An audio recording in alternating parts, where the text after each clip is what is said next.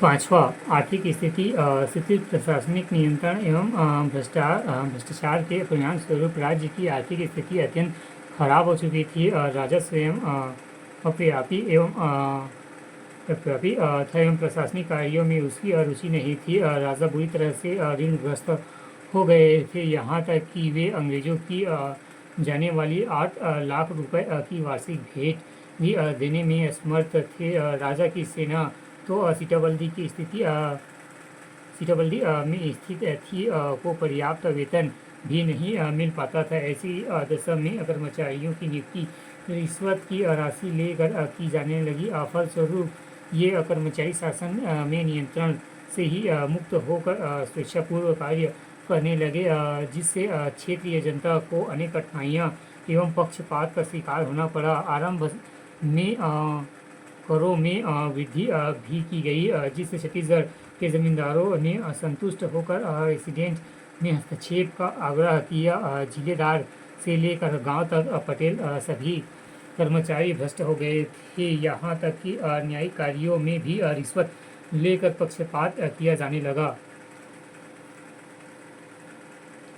कृषि ब्रिटिश नियंत्रण काल में कृषि को प्रोत्साहन किया गया था, जिसमें इस अल्पकाल में भी स्थिति में सुधार हुआ, किंतु पुनः भोसला जिलेदार की उपेक्षा एवं केवल राजस्व उगाही की नीति से कृषि की स्थिति बिगड़ रही थी। करों में वृद्धि से किसानों और जमींदारों में असंतोष था, जिसमें उत्पादन प्रभावित हुआ था। इसका प्रत्यक्ष प्रभाव राजस्व में लगातार कमी के रूप में सामने आया। यहाँ की अधिकतर फसल का निर्यात कमाठी में स्थित ब्रिटिश सेना के लिए किया जाता था। सातवां, भ्रष्ट अधिकारी। यह कहना अतियोक्त न होगा कि भोसला शासन काल में प्रशासनिक अनियमितताएं रही, उनके पीछे कुछ भ्रष्ट अधिकारियों का हाथ था जो छत्तीसगढ़ में तैनात थे।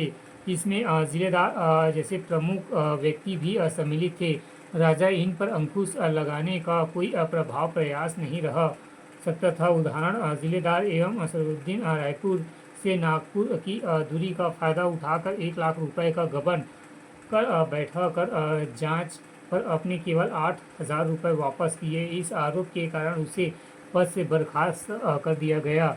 उक्त रकम फडणवीस लेखाधिकारी के खाते में समाहित किया गया एवं सदरुद्दीन उत्तराधिकारी जिलेदार में गबन के आयोग के कारण पदमुक्त कर दिया गया। जिलेदारों द्वारा भ्रष्टाचार एवं उनकी बर्खास्तगी शासन में भ्रष्टाचार के प्रमाण है। इनके साथ अधीनस्थ कर्मचारियों की भी अनुसरण व भ्रष्टाचार से लिप्त रहने से जनता की स्थिति में पीड़ा उत्पन्न हो गई थी।